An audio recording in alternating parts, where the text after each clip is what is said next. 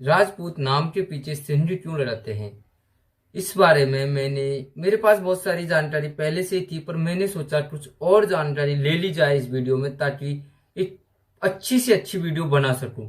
तो मैंने इसके लिए यूट्यूब पर सर्च किया, तो यूट्यूब पर मैंने बहुत सारी वीडियो पाई, जिनमें सारी की सारी वीडियो गलत थी।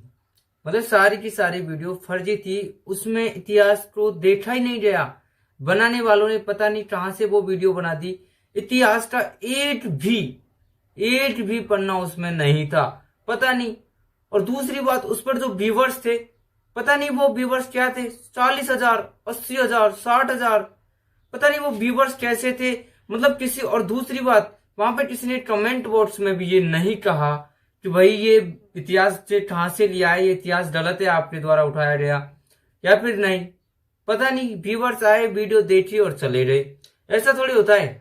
दरअसल राजपूत नाम के पीछे सिंह क्यों लड़ाते हैं, ये एक प्रश्न है। दूसरा प्रश्न ये है कि सिंह क्यों लड़ाते हैं? कुछ और भी तो लड़ा सकते थे पहले, पर सिंह क्यों लड़ाया? इसकी कोई ना कोई वजह तो थी। और वजह, इस वीडियो आप पूरी देखिए, आपको वजह, सब चीज, पूरा इतिहास आपको इस वीडियो में दिखाया जाएगा। आपको मैं बता दूं, राजपूतों में सिंह शब्द महाराजा खेत सिंह खंडार की देन है।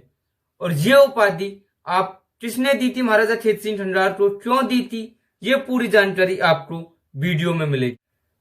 वीडियो शुरू करने से पहले मैं अपने बारे में बता देता हूं। मैं आपका अपना छोटा भाई समयराज खंडार वो यूट्यूब चैनल में आप सभी का हार्दिक स्वागत करता हूं। दोस्तों, आप यूट्यूब पर हमारा चैनल सर्च कीजिए, खंडार वो, इस नाम से आपको सबसे ऊपर मिल जाएगा। और आप चैनल को लाइक, कमेंट, सब्सक्राइब जो भी करना है करें।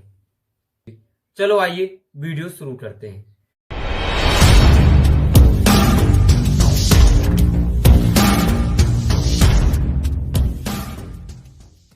गौरवशाली क्षत्रिय राजपूत इतिहास में बहुत सी परंपराएं हैं, जिनमें से एक परंपरा है राजपूत नाम के पीछे सिंह लड़ाता है। आइए जानते हैं सिंह लड़ाने का रहस्य क्या रहा है। जो महान देशभक्तों की श्रेणी में अग्रणी आगे रहे हैं, जिन्होंने क्षत्रिय समाज को अपने जीवन काल में अनेक उपलब्धियां प्रदान की है, उनमें से एक प्राप्ति सिंह शब्द की है। क्षत्रिय समाज में अपने पुत्रों को कुंभा, जोधा, धनुर, धारा, खेता, सांडा आदि नामकरण किया जाता था।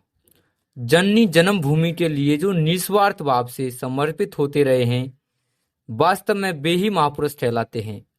और इतिहास ऐसे वीर पुरुषों की वृद्धि वरवान करते करते नहीं अढ़ाते हैं, वह समाज में अपने पीछे एक छाप छोड़ जाते हैं जो अनुकरणीय होती है, आदर्श कहलाती है।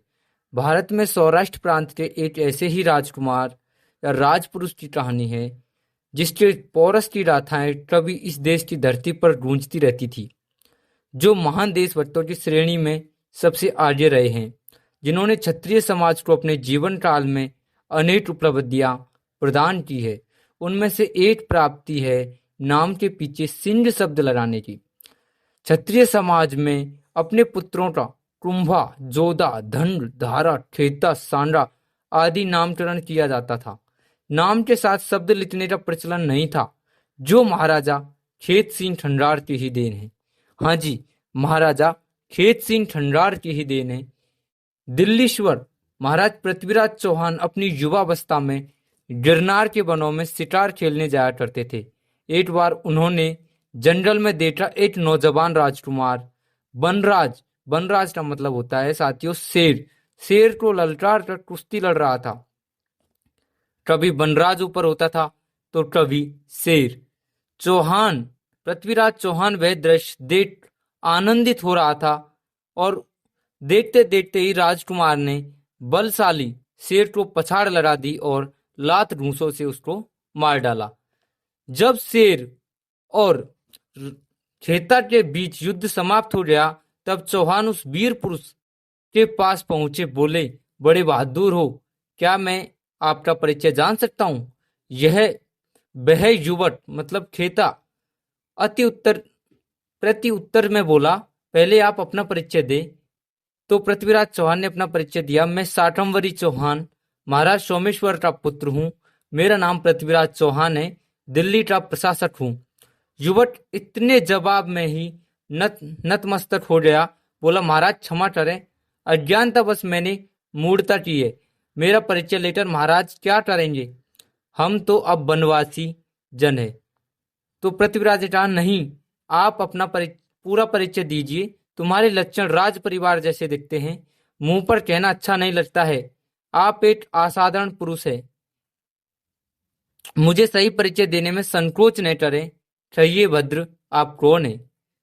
तो चेता ने कहा, महाराज मेरे पितामह राजा उदल जी खंडार जूनागढ़ धीश्वर थे। उन्हें यादव वंशी राजाओं ने धोखे से मार डाला और सत्ता छीन ली। हमारा परिवार छिन्न भिन्न हो गया है। अधिकांश लोग जियाहुती प्रदेश चले गए हैं। मेरे पिता श्री रूढ़देव जी खंडार परिवार सहित पास में ही निवास करते हैं। मेरा नाम चेता खंडार है। यहाँ आठेट में आया था। बनराज से भेंट हो गई, शेर से भेंट हो गई। परिणाम महाराज के सामने है। राजकुमार हम महाराज रूढ़देव के दर्शन करने की इच्छा करते हैं। पृथ्वीराज चौहान ने कहा, क्या हमें उनके दर्शन लाभ मिल सकेंगे? हाँ महाराज, जरूर चलिए। अब तो हम साधारण आदमी रह गए हैं। पृथ्वीराज चौहान से कहा था महाराजा चेता ने, हमसे आपकी जो टूटी फूटी सेवा हो सकेगी समर्पित करेंगे। दिल्लीपति पृथ्वीराज चौहान परिहार नरेश रूढ़देव खंडार से बड़ी आत्मीयता से मिलकर बहुत प्रसन्न हो रहे थे। बातचीत के क्रम में चौहान बोले, महाराज चेता राजकुमार बड़े अजय योद्धा है। मैंने इनकी सूरवीरता देखी है, बड़ा प्रभावित हूँ। महाराज, आजकल देश की दशा ठीक नहीं है। क्षत्रिय वंश आपस में ही लड़ लड़कर घात कर रहे हैं, जिससे देश की शक्ति का विनाश हो रहा है। आए दिन यवन आक्रमणकारियों के हमले देश पर हो रहे हैं। रक्षा का चौकस प्रबंध केंद्र में नहीं है, जो बहुत जरूरी है। भारत भूमि की रक्षा के लिए आपसे ज्येष्ठ पुत्र चेता राजकुमार को मांगता हूँ। उन्हें दिल्ली जाने की आज्ञा दे दें। देश की रक्षा देशभक्त नौजवानों से ही संभव है। आशा है राजन मुझे निराश न करेंगे। तो वनवासी रूढ़देव खंडार ने कहा। कुछ देर बाद बोले, भारत भूमि के गौरव महाराज पृथ्वीराज चौहान चेता राजकुमार के बल पर ही हम इस बियाबान जंगल में रहते हैं। खींची कुमारी अभी नादान है। खींची कुमार अभी नादान है। महाराज की आज्ञा है, जिससे देश हित की बात कही गई है, टालने की हिम्मत नहीं हो रही है। क्या करूं, कुछ समझ में नहीं आ रहा है। पृथ्वीराज चौहान कहने लगे, राजन, रघुवंश भूषण महाराज दशरथ ने मुनि विश्वामित्र की यज्ञ रक्षा के लिए अपने दोनों राजकुमार राम लक्ष्मण को भेजकर उनकी मदद की थी। वह तो अपनी जन्मभूमि की रक्षा का सवाल है। आप देश रक्षा में भागीदारी कर श्रेयस प्राप्त करें। रूढ़देव कहने लगे, महाराज की आज्ञा सिरोधार्य है। जननी जन्मभूमि के लिए तो मेरा रोम रोम अर्पित है। पृथ्वीराज चौहान राजकुमार चेता खंडार को उनके दल बल सहित दिल्ली ले आए। बड़े हर्षित थे। पृथ्वीराज चौहान कहने लगे, मैं वनराज की खोज में निकला और पा गया नरराज। उस समय अजमेर में उपद्रव हो गया था। राजस्व वसूली बंद पड़ी थी। अशांति का वातावरण बन गया था। आते ही समय महाराज ने राजकुमार को बंदोबस्त के लिए अजमेर भेज दिया। उन्होंने अपने बुद्धि कौशल से पूर्ण शांति व्यवस्था की और राजस्व वसूली का सिलसिला जमाया। पृथ्वीराज चौहान ने अपनी सैन्य व्यवस्था में 16 सामंतों की रचना की। उनमें राजकुमार चेता खंडार को प्रधान सामंत नियुक्त किया गया। सहयोगिता हरण में राजकुमार को भरपूर सहयोग लिया गया। चंद कवि ने अपने पृथ्वीराज रासो नामक ग्रंथ में इसका वर्णन किया है। वे कहते हैं, खंड खंड निर्माण सावंत सार, खेची सुडोड खेता खंडार, चित्र रन जीतियो। मतलब पृथ्वीराज चौहान ने 17 बार मोहम्मद गोरी को इसी सामंत के प्रबल पराक्रम में खदेड़ कर भराया था। सन 1182 ईस्वी में उड़ई के मैदान में आला उद्दल जैसे जगत प्रसिद्ध वनाफर वीरों को मान मर्दन कर परमाल चंदेल पर विजय श्री प्राप्त की। उसमें उदल मारा गया और आला कहीं पर चला गया था, मतलब मैदान छोड़ के भाग गया था। पृथ्वीराज चौहान ने विजित प्रदेश को प्रबंध सामंत चेता खंडार और पंजुन राय कछवार को सौंपकर सूबेदारी नियुक्त की। चौहान चंदेल की लड़ाई की उथल पुथल में गेंडों ने गढ़ टुंडार का पहले नाम टुंडार था, टुंडार पर कब्जा कर लिया, जो विजित क्षेत्र का अंग था। राजकुमार चेता खंडार ने गेंडों को टुंडार से खदेड़ बढ़ाया और अपना झंडा गाड़ दिया। पृथ्वीराज चौहान ने टुंडार को खेता खंडार सामंत की निजी उपलब्धि मानकर उन्हें टुंडार का अधिपति घोषित कर दिया। पर यह राजकुमार खेता खंडार ने टुंडार को अपना मुख्यालय बनाया। वे महोबा छोड़कर टुंडार में आ गए। यहाँ आकर उन्होंने प्राचीन पद्धति से सर्वप्रथम परकोटे का निर्माण करवाया। परकोटे का मुख्य द्वार बंधन बार नुमा बनाया गया। मुस्लिम कला देश में जोरों पर उभर कर आ रही थी। 12वीं शताब्दी में अंदर का निर्माण किया गया, जिसमें मोमिन कला की झलक दिखती है। उन्होंने आकर्षित सुदृढ़ और अति दुर्गम दुर्ग का निर्माण कराया। टुंडार अब गढ़टुंडार के नाम से विख्यात हो गया। पंजुन राय टचवाय महोबा परिहार राजकुमार खेता खंडार गढ़टुंडार की ख्याति शेर ईशायु हुए। उन्होंने पृथ्वीराज चौहान के भाई कानापाल चौहान को अपने पक्ष में कर खेता खंडार को मरवाने का यत्न ढूंढना चालू किया। बड़ी बड़ी युक्तियां ढूंढी गई। अंत में सोचा महाराज पृथ्वीराज चौहान खेता खंडार को बड़ा सूरवीर कहकर प्रशंसा करते हैं। वे कहते हैं कि खेता खंडार ने सौराष्ट्र में कुश्ती लड़कर शेर मारा है। भला यह कैसे हो सकता है? क्यों न शेर से लड़वाकर खेता खंडार को मरवा दिया जाए। कानापाल चौहान ने पंजुन राय को भरोसा दिया, मैं महाराज से स्वेटरती ले लूंगा। भिंड के वनों में आदमी और शेर के युद्ध का नाटक खेला जाए।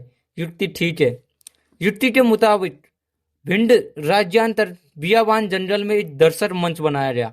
आपस के सभी राजे महाराजे सामंत सरदार आमंत्रित किए गए। महाराज पृथ्वीराज चौहान की आज्ञा से नरराज शेर और बनराज के नरराज मतलब खेता खंडार और बनराज शेर के आकर्षित युद्ध का ऐलान किया गया। निश्चित तिथि पर सब लोग उस बियाबान जंगल में एकत्रित हुए। दिल्लीश्वर महाराज पृथ्वीराज चौहान ने गढ़टुंडार के अधिपति खेता खंडार को बनराज से कुश्ती लड़ने हेतु निर्वाचित किया। जंगल का हाहा किया गया। बब्बर शेर से निकलते खेता खंडार का मुकाबला करने हेतु राजा ने आदेशित किया। जंगली मैदान के बीच एक निहत्था विशाल का शरीर हष्टपुष्ट से बीला पुरुष खेता खंडार विद्यमान था। उसी तरह हष्टपुष्ट रोविला बब्बर शेर निकलकर मैदान में आया। उसने अपने शिकार को सामने खड़ा देखकर घुर्राकर पूंछ को ऐंठ मारी और बड़ी हेटड़ी के साथ गढ़टुंडार अधिपति खेता खंडार पर आक्रमण कर दिया। उसने हमलावर बब्बर शेर के दोनों पैरों को अपने दोनों हाथों से पकड़ लिया। बनराज और नरराज दोनों आपस में गुत्ता होने लगे।